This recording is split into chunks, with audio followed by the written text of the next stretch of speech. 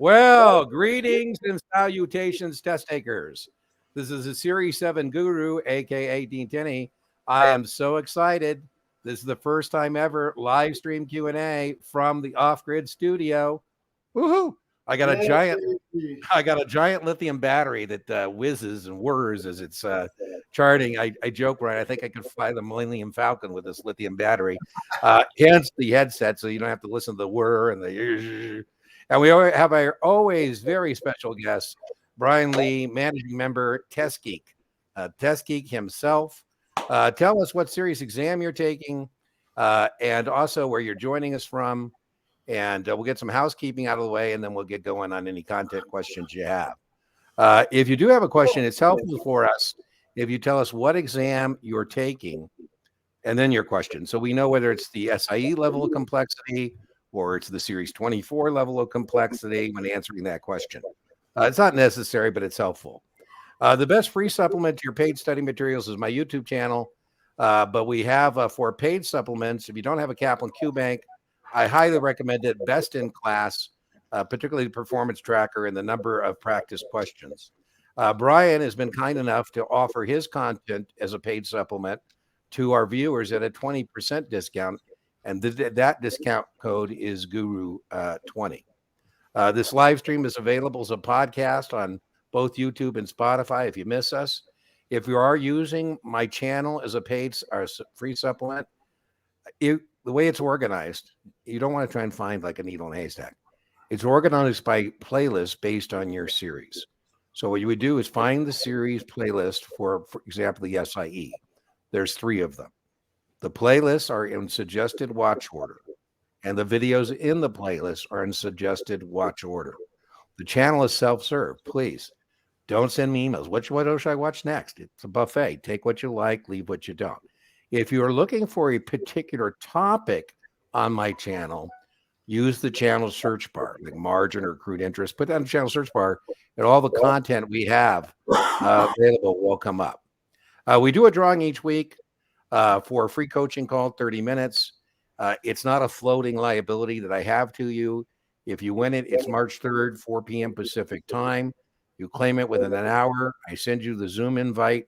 You can share it. You can sell it to someone else. I don't care. I'll be there at that time, opening up the Zoom to talk about anything you'd like to talk about. It is recorded. It is shared with other folks. All right. Let's see. Let's see what we got going on in the comments, Brian. All right, Joybot, I love it. I love your avatar, and I love your attitude. Let's do it, indeed. Thanks for joining us, Oz. I'm glad you can make it as well. Joybot, who else is going to slay the Series 7 Dragon, he wants to know. So anybody else got that Series 7 Dragon on their schedule, a destination, a date with destiny? What is the cap rate Series 7? I'm not sure what you mean by the cap rate. You have any idea? Yeah. What do you think it means there, Brian? Index annuities. Oh, yeah. So indexed annuities, if that's what you mean, let's talk about equity indexed annuities. First, it's not a securities product because you can't lose your principal. I think, Brian, it was designed so insurance agents wouldn't have to take a 6 or 7. And what we do is we tell you that we're going to reset that thing based on whatever the referenced index is, for like the example, the S&P 500. And then we tell you there's a participation rate. So, 85% of that return. And the biggest test question is negative reset. And then if the Dow goes up 40%, the cap rate says we're only paying you like 15. I'll show you Brian is bored there, so he can kind of show you. It is testable on both 65 and 66. Don't you think, Brian? Yes, it is. Yeah, definitely. It oftentimes can be calculation, and you have to do both. Yeah, you have a practice question where you actually make them calculated, I think. Yeah, where you give them 3 consecutive years, and based on participation rates and cap rates. Kaplan has an excellent question. Yeah. I know because I gave it to him. Yeah. Well, I know it was similar to yours. Now I know who came first. That's right. And so they'll give you 3 consecutive years, and you have to do it based on the participation rate. In other words, the annuitant, the customer, only gets 80% of the index's return up to a certain cap. You cannot gain any more than this cap. So if the S&P went up 20%, right? You participate in 80% of that. That means you should get 16%, but it's capped at 15. So that's how that kind of works. Yeah, the other big thing that I always hear on debrief is, again, this idea of no negative reset. So that when they give you that down, that if they're in that sequence, if they give you a negative number, it doesn't count, right? They might even give you like a 2%, even if it goes down. Right. And can you imagine how easy it is to sell to somebody who says you'll never lose money even if the market goes down? That's right. So those insurance agents, as I always joke, insurance agents sell fear. Yeah. And stockbrokers sell green, right? Taking the Series 6. Welcome, Oz. Welcome. Got my 65 tomorrow. Well, the biggest thing I would tell you is to get a good night's rest. It doesn't do you any good right now, but I would tell you that I am a paid social media influencer for Kaplan, so no surprise. I think Kaplan's the best. Otherwise, I wouldn't teach for them, and I wouldn't be their official social media influencer. I think Past Perfect goes too much into the weeds. It's better that they give you too much than not enough. I would say that. But sometimes too much can be challenging. So I think Kaplan is better. I think, STC is fine. I would tell you that if you get a reputable vendor, STC, Kaplan, not been Past Perfect, and you miss your mark, that's on you. It's not on your test prep vendor. But that being said, I think Kaplan's better. Your thoughts, Brian? Yeah, absolutely. We've talked about this many, many times. Past Perfect is just way, way in Alice's rabbit hole. Yeah, so they lots of, for example, lots of math that you're never going to encounter on the actual exam. Exactly.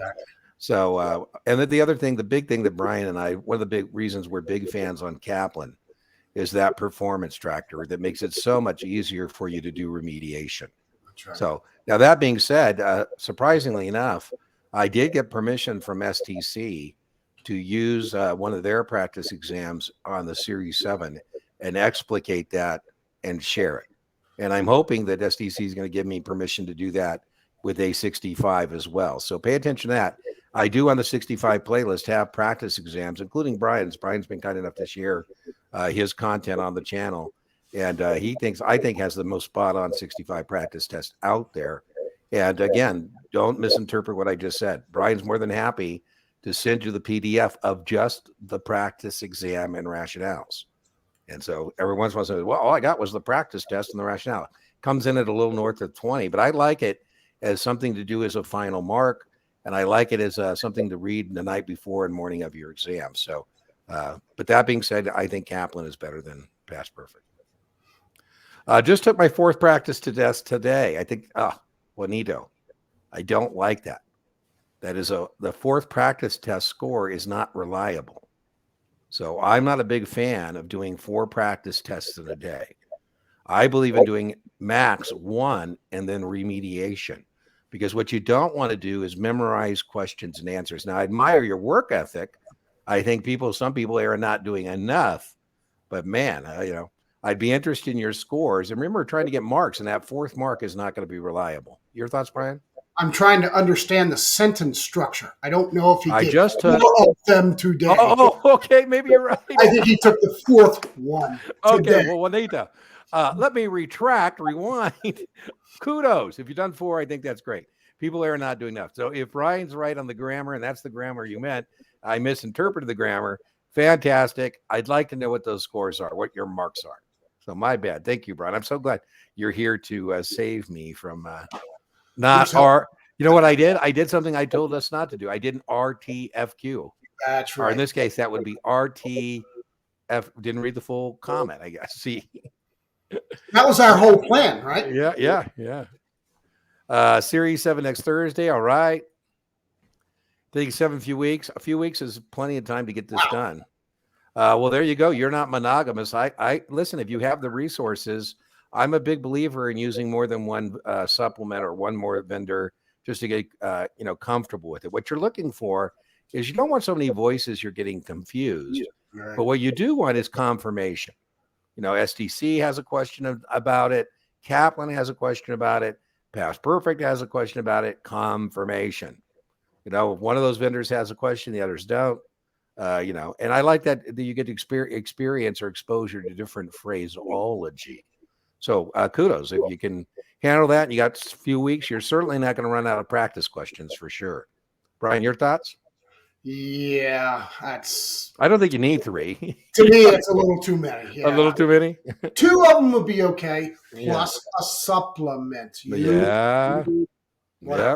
STC Kaplan and a supplement. What Brian and I, and this is Brian's, I'm paraphrasing, is that what you want to supplement, whether it's me or Brian, is somebody who's going to distill all of that stuff, particularly Past Perfect. Oh, if anything needs to be fermented and distilled, it is Past Perfect. And as Brian says, we like to take the mashed potatoes and turn it into a $90 bottle of vodka. I'm joking, a fine premium vodka. I like it. Series 6 from Virginia Beach. Benita, all right, cool. Benita wanted a coaching call. We did a coaching call, I think, last Friday, and she collected on that coaching call. She had some good questions. I always like when you come to the coaching call with a agenda of things you want to talk about. So it's not necessary, but it's helpful when somebody has a list. Speaking of which, we have a hard close tonight. I have a Series 24 tutoring session afterwards. So, and again, I'm hoping he comes with a list of things he wants to talk about. Well, let me kill that banner. We don't need that banner anymore. There we go. Testing Thursdays. Iris, all right. We're sending you good test vibes your way. Good test vibes your way. Past Perfect. Well, like I say, I've had a meeting with a very senior person at Kaplan, and I told him that the Past Perfect sales team deserves a bonus because I think they've convinced employing broker dealers, because most people who are using Past Perfect, it's through their employer. It's not usually them who purchased it. And I think, Brian, that Past Perfect is convinced, and that's why I told the Kaplan guy, these firms, that there's something to be said for tormenting people as they're doing their exam, and that when they pass using Past Perfect, they'll have more product knowledge. They'll be able to go into sales immediately. I totally disagree, because I think you should just be focused on passing the test. And in my world, product knowledge comes from sales efforts, not taking tests. That's a separate thing. Once you get this rite of passage done and matriculate, then, you can start learning about, how we sell things. Yeah, the only problem I have with Achievable is correlation. I have 0 problem with Achievable on, SIE. But on Series 7, if that's your only study resource, your own paid study material, I do get worried about the correlation with their practice test scores and then what people actually test on. So, I had somebody who was frustrated with Kaplan, and she bought Achievable, and she was so excited because their scores, rocketed. And I said, well, do me a favor, do Brian's practice test. Your practice test, Brian, was more similar to her Kaplan scores, and she got a 66. And I told her, unfortunately, that's a real score, and she got a 66 on the exam. So I would just say, if you're using Achievable for anything other than the SIE, make sure you do a supplement, particularly as it relates to the QBank. Currently, we're on the Series 7. I have a couple of Kaplan questions on tax consequences. We'll put them in the Amato. Just put them in the chat, and we'll see if we can tackle them for you. Evening, Carla. Evening. Just finished Brian's full 66 paid course. It was great. Woo! Taking the 66 Saturday. So Brian All In has a whole video series. And I joke. I mean, it's a little over $100, but the challenge on my channel is there's like 1,000 hours of content. And so, I haven't distilled it. There's all kind of videos where Brian has distilled it again to where he's only talking about things that are testable in his videos. He's made those editorial decisions for you. It's not a buffet, in a good way. And then again, as I said, you get the videos, you get the PDF, you get the practice exam. That's the paid version all in on that, Madison. Sounds like what you did. I highly recommend it. Go get them. I like it. You got to be able to take down any draw. My bill doesn't do so well in this off-grid container that I'm in a container that I had finished. I noticed my audio isn't quite as good. Can you hear my bell or not? Yes, yes. Okay. So I always suggest, particularly on SIE 7, all the exams, but really on SIE and 7, you want to make sure you overlearn. You don't want to be barely passing. You want to be able to take down any draw. The draws are random. And I always tell people, I'm wishing for you a dream draw. Everything you study shows up. You go, I don't know what the big deal was. But when you get that face of death draw, you want to overlearn so you can take it down. Now, in the SIE, you want to overlearn because it'll pay huge dividends on the next leg of your testing journey, whether it be a 6 or a 7. Columbus, Ohio, 66. Woohoo. Good evening. Here we go. Boom. Alicia purchased 100 shares of RMBN common stock on June 6, 2021 at $60 a share. So her cost base is $6,000. On February 11th, 2022, so I'm looking here, Brian, it doesn't look like she's held it for more than 12 months. May be meaningful, may not. RMB paid shareholders a 20% stock dividend. Alicia sold the shares. Well, she still has a cost base of 6,000, and that has now bought her 120,000 shares. So 6,000 divided by 120. How am I getting 120? 20% times 100 is that 20% additional shares. P.S. Alicia gets a 20% more shares, but so does everybody else. There's been no effective change in her cost base, or no effective change in her proportional ownership. Cost basis is $50 a share. So I don't know if you're sitting in another chat and they're going to tell us she sold. Here we go. Here's the second part. On December 5th at 55. So I just did the math. She sold at 55. So now I'm going to take $55 on 120 shares. She has a $600 gain, taxable gain. Right now, December, let's go back again. So December of, I'm just seeing if it's over a year. December 5th, and it was June 2nd, June 20. Yeah, so it's going to be a long-term gain. Brian, did you think I did that correctly or not?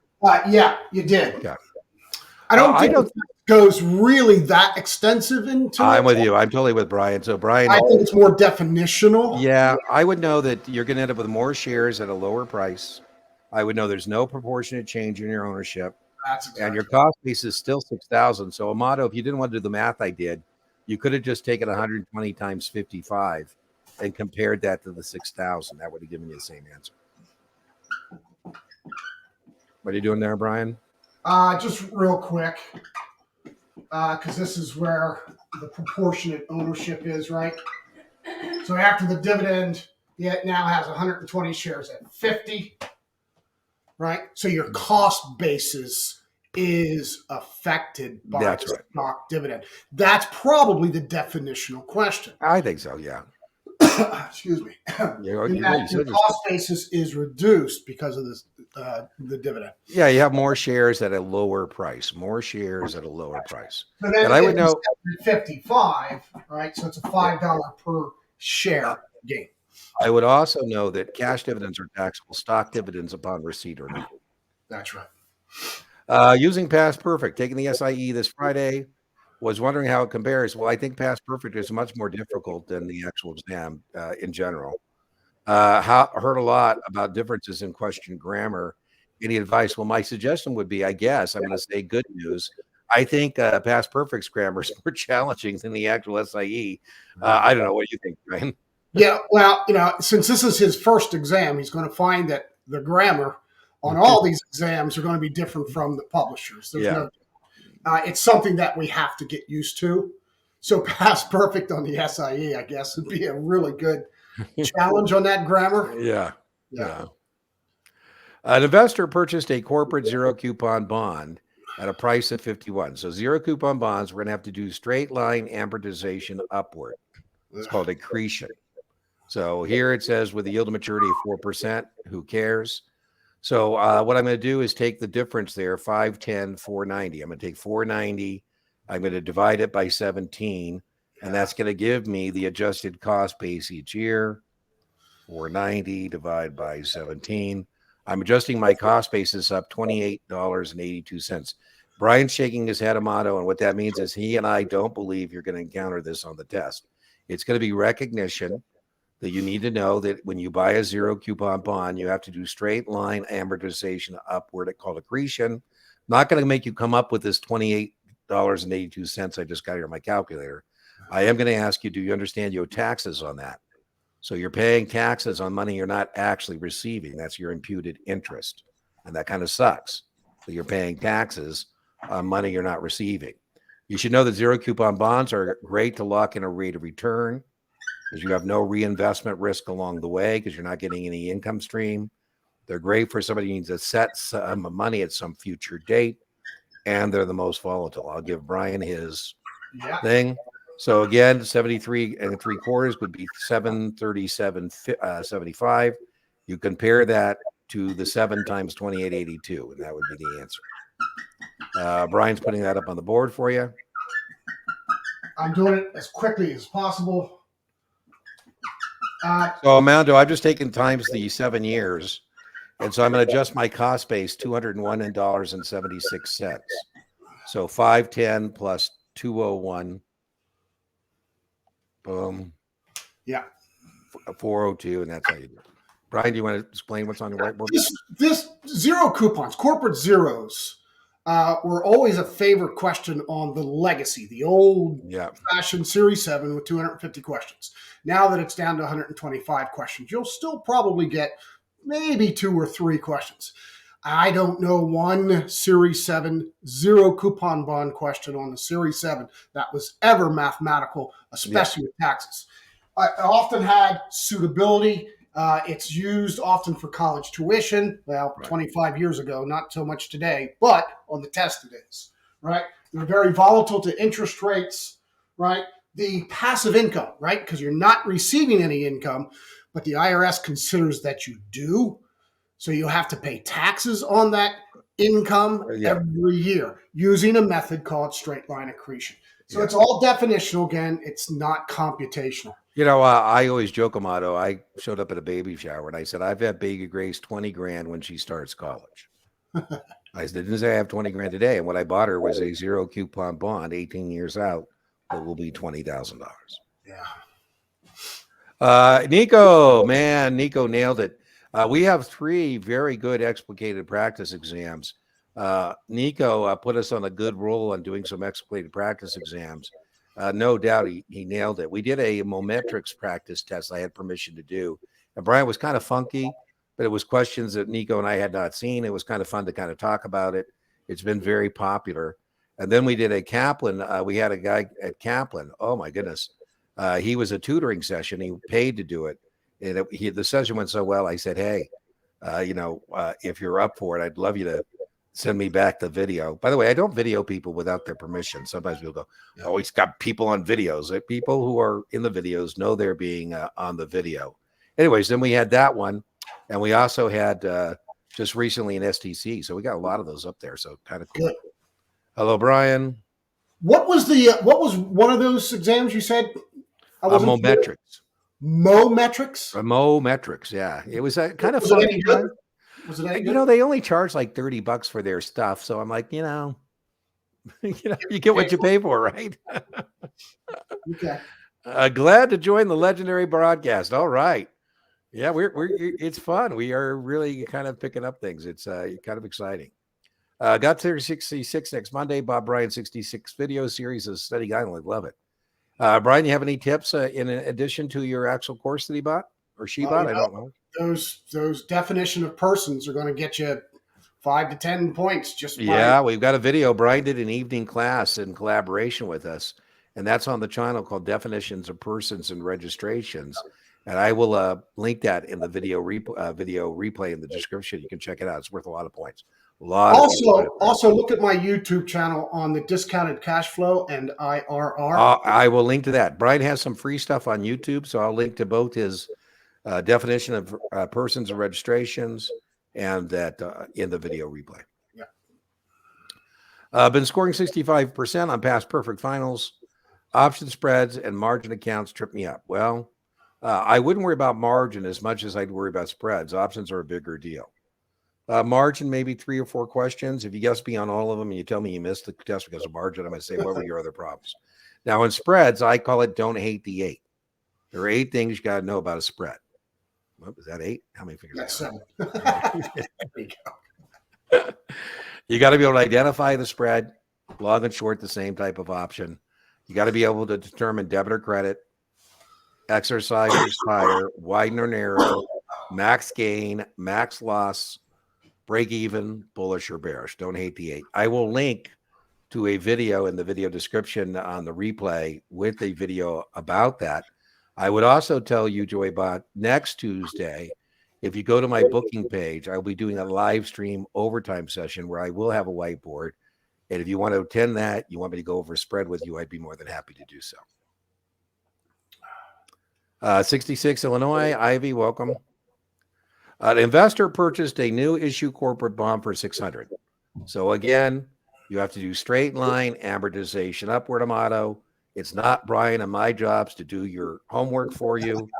So you're going to take $400. You're going to divide it by 20. So I'm going to take 400. I'm going to divide by 20. I have to do straight line amortization upward of $20 each year. I'm going to adjust my cost basis up. I've had it for 6 years. So I should have adjusted it $120. So my adjusted cost base is $720. I sell it for $700. I got a $20 loss. Right? Are those Kaplan ID questions? I don't know. Are those Kaplan QIDs, Amato? No. Or are they some other QID? It looks like a Kaplan QID. It does, yeah. Yeah. I'm surprised. But hey, I love Amato when people come with the QID and the particular question. So I really love that part, right? So and you can also send me those before we come on here, and I can see what you're looking at, maybe get a whiteboard and show it to you.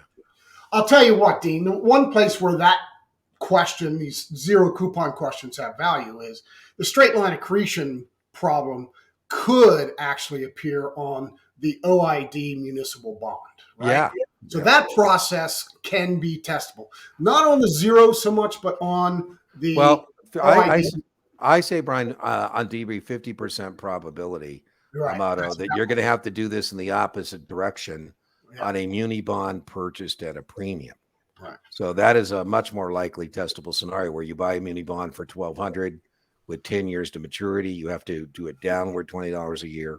So definitely there. What math specifically are you going to see on the 7? Hey, it's a live stream Q&A. It's not a tutoring session. It's not a class. Counting and text formulas for option and margin math. So, Joy, yes. I'm going to link to a video, all the math necessary to pass the Series 7. I have a video called All the Math Necessary. Every once in a while, somebody, you didn't do this. I go, I didn't say all the math. I said all the math necessary. So I will link, Joy, to that in the video description. Joy, I did a tutoring session. Somebody bought 2 hours of tutoring, and that's what they wanted to do is all the math. So if you want to see me do it live, all the math with somebody, you can do the tutoring replay. So there's 2 versions of all the math. There's a version, yours truly, just me and a whiteboard, and there's a version of me and a student going through all the math. 66, our formula is going to be important to memorize. Brian, today's a math day, isn't it? I guess so. I guess so. One math question. One math formula on the test. Brian and I both think, Peter, people get in the weeds on the math, and it's usually people who are math phobic. Oh, my God, math. Exactly. It is mainly recognizing input and output, not can you do the math. Right. I'd be surprised if you tell me you had to use your calculator on either 65 or 66 more than 3, maybe 4 times. What do you think, Brian? Series 66, 1, maybe 2. Series 65, 3 to 5. That's it. Yep. You might have to recognize some formulas, yes, but not compute them. Right. I'm with you. Yeah. I had a guy who was doing tutoring on the 66. He said, Dean, I'm not paying you $225 an hour to do math with me. I am a math geek. Exactly. He said, so you give me any 2 numbers I can solve for the 3rd. Good news, he passed. But when we were talking, he said, Dean, man, I should have memorized the formulas. I mean, I was able to reverse engineer it. But they were basically asking me to recognize the formula. I didn't really spend time on that because, I know how to kind of figure that out. Right. And he was basically saying, math competent as he was, he wished he would have spent more time on just memorization of the formulas. Right. Took some time off to regroup. Cynthia's back. All right. That's the right attitude. Resilient. Get back on, take that dragon down, right? So I love it. Love it, Cynthia. We'll be able to find you those questions for sure between now and your retest. I can't imagine we're not going to be finding you for some points.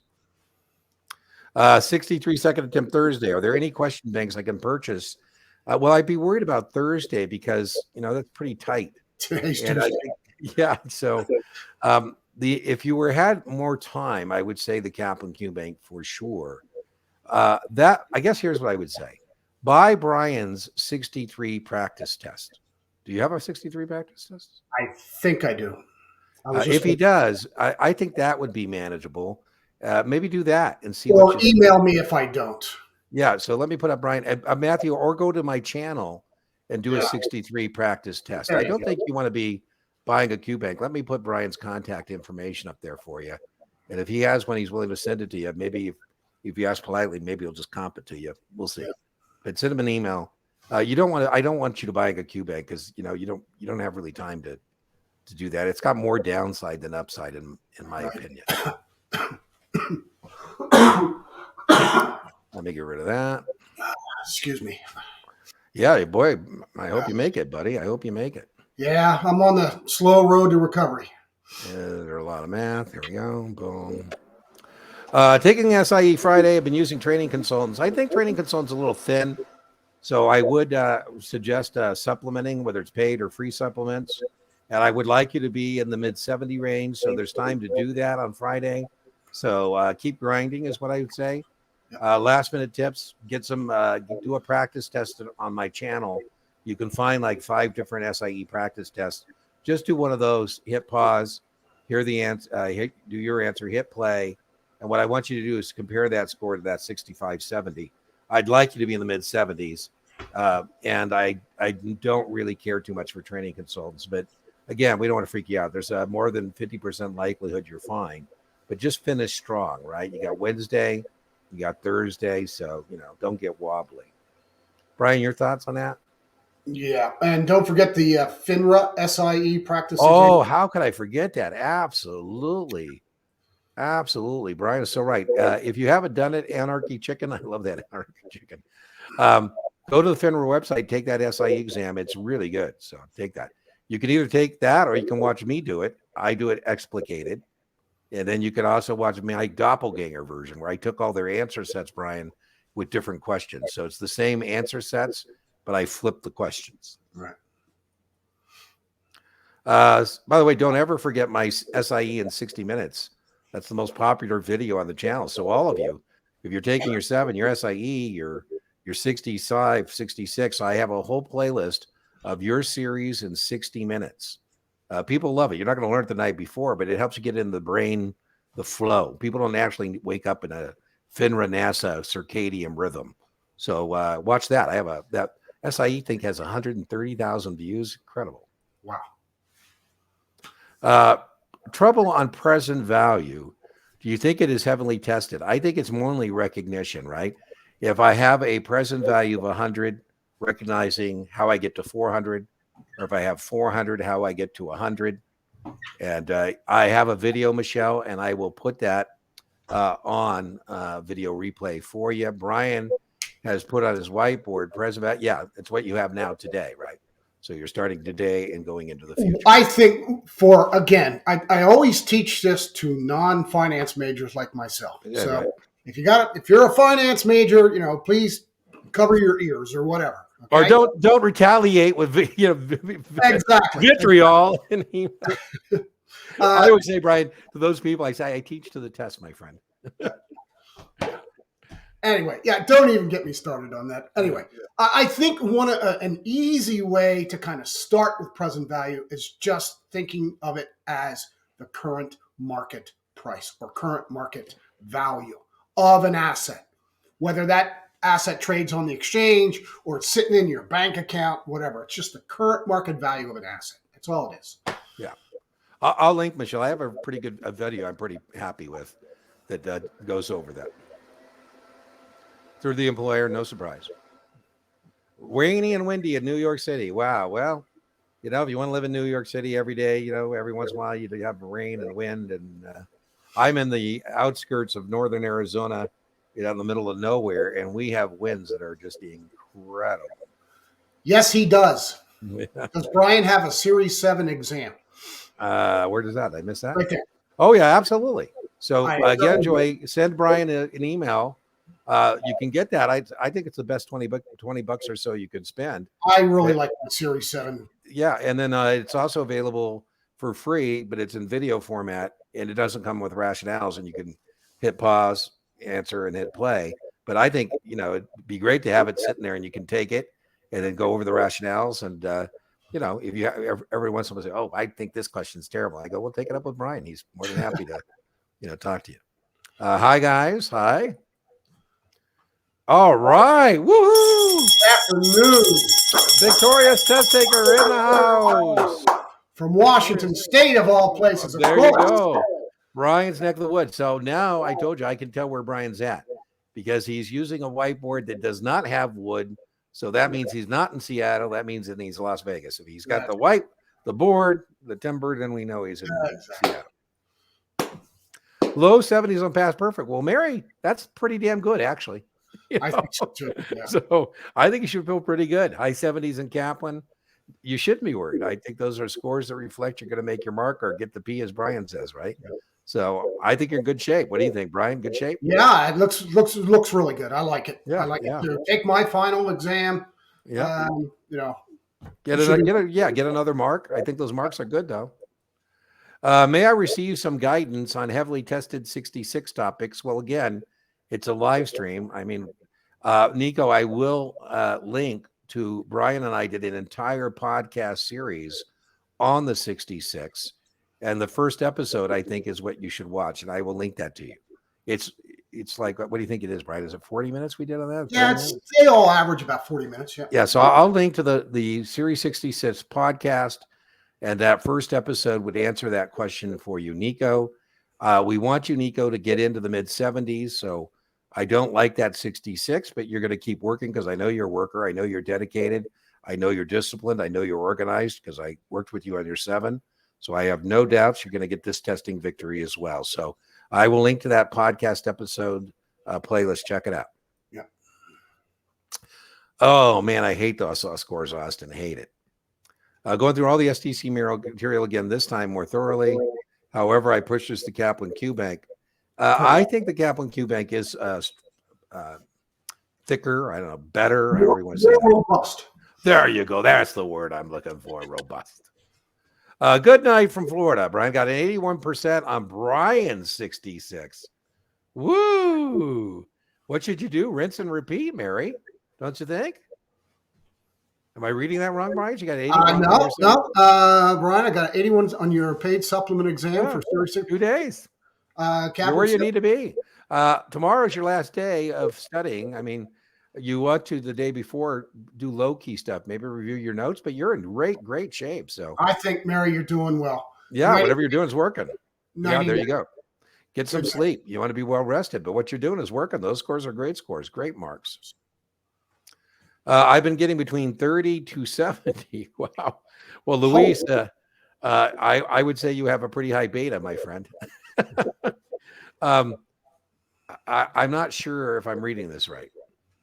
I don't know how you would get a 30, but the 30 is definitely problematic, right? You can't have 30. So I don't know how big that data set is. Yeah, Brian.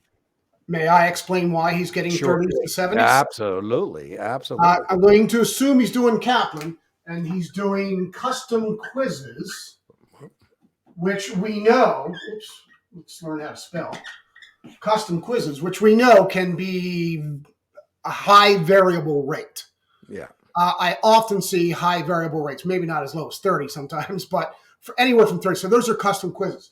And I tell people, don't worry so much about evaluation on the custom quizzes, probably doing unit quizzes after each unit, and that's where you're finding the variability. Don't worry so much about the scores on those. Just get through the material, lay the base, lay the foundation, right? It's helping to retain and give you test-taking practice. Eventually, you're then going to do the simulated exam, and that score will be a far better evaluator as to where you are. Yeah, and Luis, I would also like to know when you're testing. So, you put that in the chat. I'd recommend viewers use a supplement, as I found STC's Q bank to be pretty thin. You can memorize the STC Q bank, and then the scores do not reflect where you're really at. Doesn't happen often. I mean, it's a champagne problem that you've worked so hard, you've memorized it, but yeah. Keep taking questions. Again, we're here for each other. So you have victorious test takers in the house. You have other people in a similar situation. So we're not only here for content, we're also here to buck up those people who might be worried unnecessarily. It's hard because you don't know that unless we tell you, Mary, we think you're in a good spot. But I think that's a good suggestion. Just keep doing your practice, drilling and rehearsing, and then make sure you're as well rested as you can be. And, confidence, I think, takes care of some anxiety. And so try and work on the confidence level. 66 next Friday. My thoughts on STC. I think STC is fine. I think the correlation, I think STC, we'd like to see the same scores, high mid 70s, higher the better, mid 70s. What do you think, Brian? I think there's absolutely, yeah. Right. Yeah. Exactly. Same thing. Yeah. Yep. Yeah. Brian's got the best correlation, but there's strong correlation. There you go. Mary says your supplement is amazing. Thank you. Wow. Mary, I have 24s who are struggling with buy-ins and sellouts. And I swear this is so funny to me.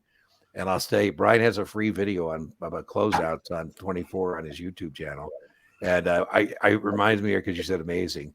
I've literally had 24s tell me they think this video of Brian's is like life-changing. And I want to say, wow, I'm not sure what kind of life you're living.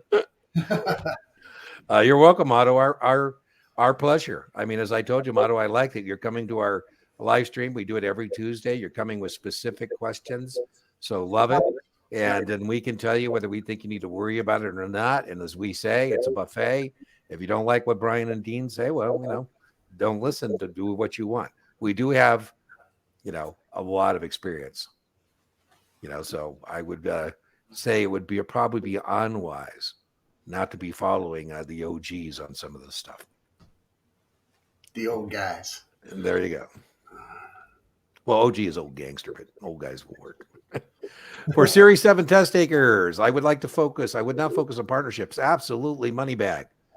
All vendors go way overboard on partnerships and way over on balance sheets. I am so with you. I had the channel was up for 3 years before I made any balance sheet lectures because I just don't think it's important. So excellent. Confirmation. I'm stressing about portfolio management strategies and techniques. Any topics I should focus on strictly. I would say make sure you can contrast active management versus passive management, strategic versus tactical. Brian, any more thoughts you have on that? Yes, I do. Okay, well, yeah, so okay. Well, I differ somewhat from the textbooks in that I use buy and hold strategies as a third standalone category. Okay. Most of the textbooks included under strategic, but because of the way some of the test questions are written on the test, it can get kind of confusing. So I just separate strategic, tactical, and buy and hold. And what's your difference between strategic and buy and hold? The buy and hold, of course, has the low taxes, low expenses, right, and is a passive, right? Okay, management, and that's really all you want to deal with. Second run on the 7th, on the 11th, got 69 Kaplan Mastery. You should pick up points. Back in the days when we scored, I got scores whether you passed or not. Kaplan would track that, and on average, people improved 5 to 12 points. So I think you're in good shape. The mastery is certainly more difficult than the accuracy. It certainly is. Yep. Well, I don't know that Joy, again, it's kind of a broad question. I would tell you that function 3 is 91 questions. And of those 91 questions on basic product information, investment vehicles, the 3 biggest are options, munis, and mutual funds. Options 20 plus or minus, mutual funds 20 plus or minus, munis 20 plus or minus. So I would say those would be the 3 that if you max them out, you could probably still get past it and pass the test. Would you add anything to that, Brian? You will not be shot in a German bar. You will not be shot in a German what? Because you said 3 this way. It comes from okay. Anybody know that movie? No. Inglorious Bastards. No, I did see the movie. Sorry. Tarantino. I lost my train of thought. I've been so sick. Most topics on the Series 7. Oh, yeah. And the function 3, you said the options, the Yeah, it's that feed directly into all those suitability questions. Yeah, Joy, if you go to my playlist, the first playlist of the Series 7, that video is called "To Pass the Series 7, Know the Series 7." I will link that. I literally go through FINRA's content outline on what they're going to test you and the weighting of the exam itself and where you should spend some time. So I'll link to that. Check that video out. I do exactly that. Thank you. How can I find Brian's link to his exams and video walkthrough? We have a banner for that, I think. Let me see.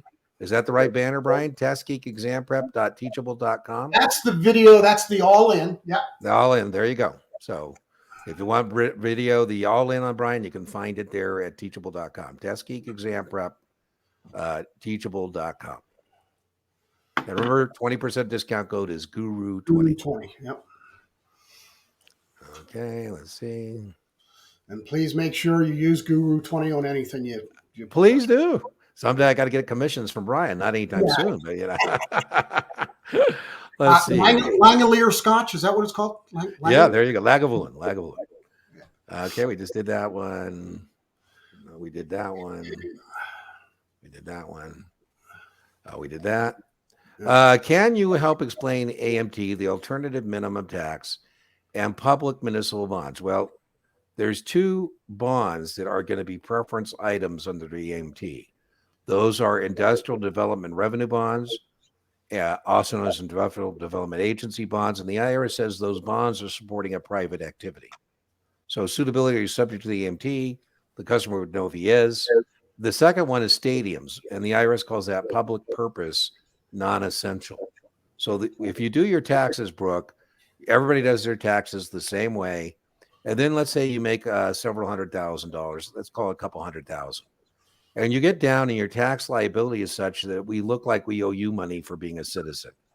We're going to make you use an alternative method, which means everybody's going to have a tax liability. That's called the alternative minimum tax. And if you're subject to the AMT, I should not recommend private activity or public purpose non-essential bonds. So that's the test question. Brian, you want to add to that? I think it's that simple, don't you? I think the question is fairly simple, that it's similar to your customer is subject to the AMT. Which of the following bonds would be least suitable? There you go. And you have to find an example of one of these. There you go. Point and click, I think, is what you call it. Right? I call it aim and shoot, point and click. Aim and shoot, point and click. Yeah. Then I always say, don't turn aim and shoot, point and click questions into judgment questions that aren't there. Right. You're welcome. You're welcome. I'm about to take the 65 Saturday. I've taken Kaplan semi Q banks and got 80. Woo! Practicing, I'm 67. Well, don't get wobbly, Jared. I think you're in good shape. Do another one. Get that 67 out of your system. But I think it's more likely than not you're going to pass. This is Tuesday. I think you have time to do 2 more practice exams and remediation on those and get that practice test score to the mid-70s is where Brian and I'd like you to be. So using achievable and passing finals with 73, missing questions on registration. What do you recommend? Again, I'll link Morgan to Brian's discussion on definitions and registrations. I also have a video I'll link to called the Mighty 90. I attempted to do the entire 63 in 90 minutes. It's a very popular video. I highly recommend it. No surprise. And I will link to that as well. So that's my recommendation. I'll follow through in the video description. Brian, you have any other recommendations? That's it. That's absolutely right. How many math calculations will there be? I think we answered this earlier. 1. Do you think Kaplan QBank reflects difficulty in content? I do. Otherwise, I wouldn't recommend it. So absolutely. I used it for Series 7. I thought it was great. So if it ain't broke, don't fix it. I don't know why you would not be sure on the 66. Brian isn't as big a fan of this guy as I am, but the guy at Kaplan who's in charge of our NASA content, I say "our" because I used to be a Kaplan person, is Chuck Lowenstein. He loves this stuff, so he spends a lot of time and energy trying to make sure he's got questions that reflect the actual exam. Now, where Brian and I do agree he does go overboard every now and again. And he'll have a question that you go, oh my God. My favorite, Michelle, every once in a while there is a question where he says, well, you may not see this on your exam. And Brian and I go, well, then why are you putting it in there? Chuck is actually one of my favorites at Kevin. Yeah, he's very eclectic. He's eclectic. He is, very much so. Let's see. I do. God, if we're as old as we are, Chuck must be. He's got, yeah. I haven't talked to him in a long time, so I don't know. Thank you, Nicholas, so much for joining us from Facebook. We broadcast to Facebook, LinkedIn, YouTube, and X, and by far YouTube is our preferred platform, but we love it when we see people joining us from those other platforms, whether it be Facebook, LinkedIn, or X. How do you differentiate strategic versus tactical? They're not synonymous. So, Nicholas, I was in the Marine Corps, and I was in intelligence of the Marine Corps, and the intelligence of the Marine Corps is tactical. What's behind that tree? Strategic would be, satellite imagery. I joke, Nicholas, about playing chess. If you're a good tactical player in chess, that means you're more short-term oriented and you're stronger in the beginning, opening, and the mid-game. And strategic means I'm better at the long game.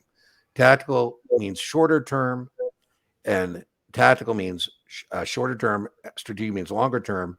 And then we talked, Nicholas, about the task questions. Tactical means you're going to be less tax efficient. You're going to have a higher cost structure. You're trying to perhaps beat the market, seeking alpha. Strategic is the opposite of that. So it looks like Brian's got his board fired up.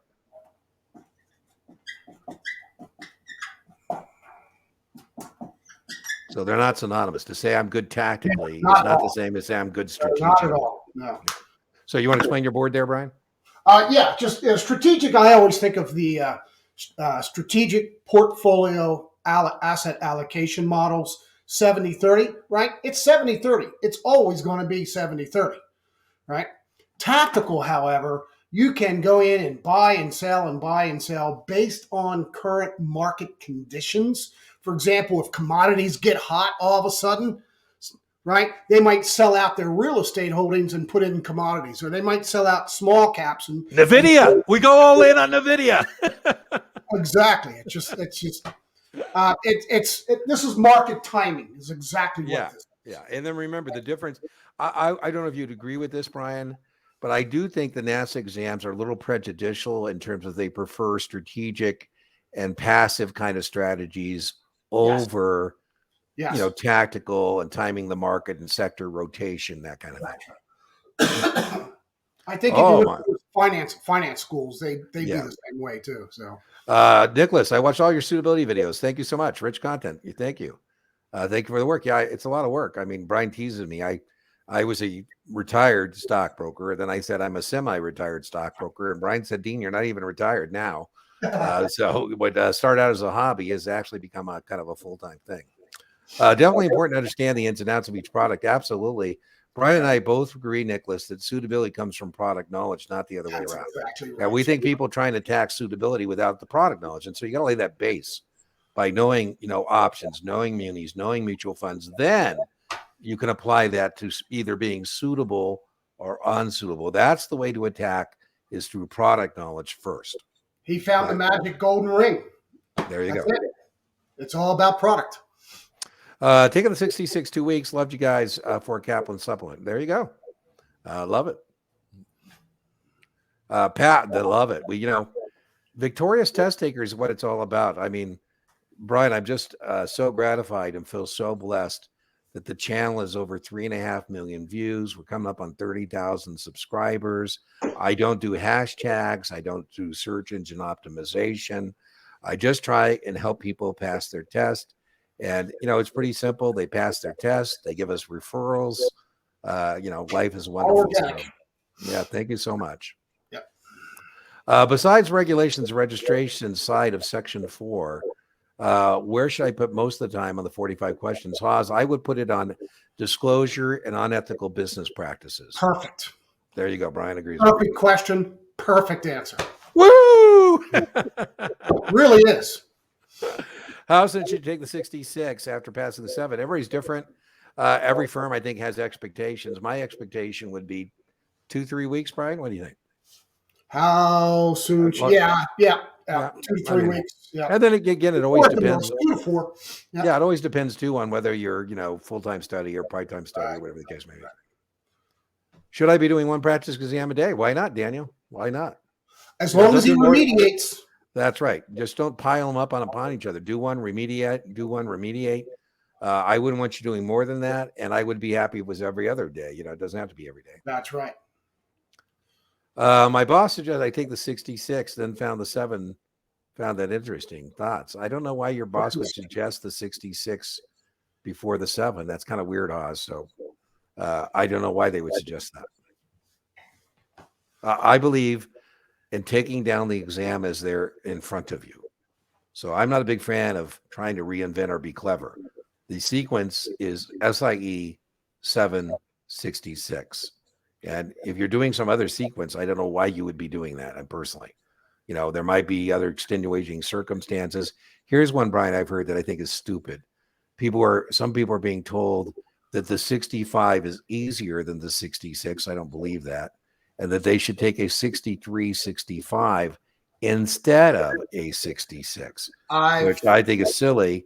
And I think it would be a good fallback if, for example, we miss the 66, then I do believe is a fallback 63-65. But why get 30 extra questions? I mean, it's just stupid.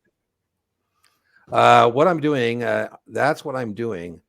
I'm doing it only because I'm waiting for my job to start. Okay, well, that makes sense. So Madison is making the point that the SIE and 66 do not require sponsorship. So then that would make sense. So that's a circumstance in which if you have your SIE, you have your 66, you're going to get sponsorship because the 66 doesn't work without a 7. So she's going to have that done. And by the way, even if you don't have a sponsorship, you're going to be less of speculation in human capital if you show up with that in place already. Right. So I think it'll help your job prospects. Yeah, no, the most common, it's not a trend. I don't even like calling it a trend. Almost every employer is going to have you take an SIE, a 7, and then a 66. So unless there's different circumstances, I don't know why you would not be doing that sequence. If you complete that sequence, I call that the test taking registration hat trick. 3 victories in a row. 3 victories in a row. So I believe you're fine to do that.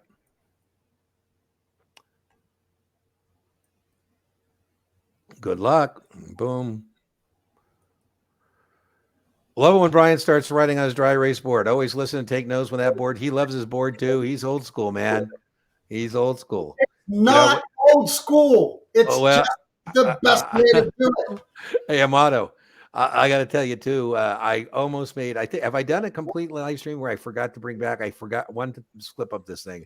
I sometimes forget to bring him back into the screen when he's done with the whiteboard. So, hey, Brian, you see what I got behind me? Yes, dude. I saw. First thing I saw. Ooh, watch out, world. I've been going through your videos throughout the week, still going on your recent Series 7 video with your student. Been nervous, 65. We want to get those mid-70s, but great. All right, so now let's see if Dean can find the giveaway tool. I think we're at the end of our session. Looks like we're kind of caught up. There we go. Oh, my goodness. Giveaway tool. Choose live stream. There we are.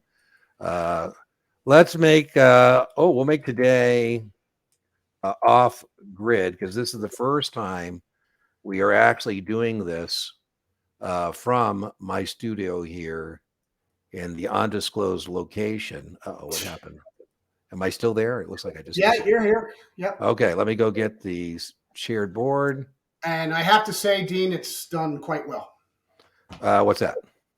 Your off-grid place. Oh, yeah. I don't like having to wear a headset, but I got that lithium battery that. Yeah. Okay, let me get the. If you want to participate in the coaching call, just put off-grid capital. You got to put it exactly the way you're going to see it in a moment. Is it one? Are you going to do 1 word or 2 words? Yeah, it's 1 word. So let me then go get this. Where is this thing? Giveaway tool. There we go. There we go. Share. Off-grid. Yeah. Can you guys see that? There you go. And let me get rid of Brian and I. Boom. I'm not quite sure why it's not giving us full screen. I'm not sure if it's cap sensitive, JoyBot, so you might want to put that in again. It won't matter if you put it in more than once, so don't think you're going to win if you put it in more than once. It doesn't affect the wheel. Remember, we got to claim in 1 hour, and you got to send me an email, claim your winnings at deantheseries7guru@gmail.com. Okay, we got, is that it? Nope, we still got people coming in. Off grid. Got people coming in still. Okay, I think that's it. Here we go with the drawing. Drum roll, please. Boom.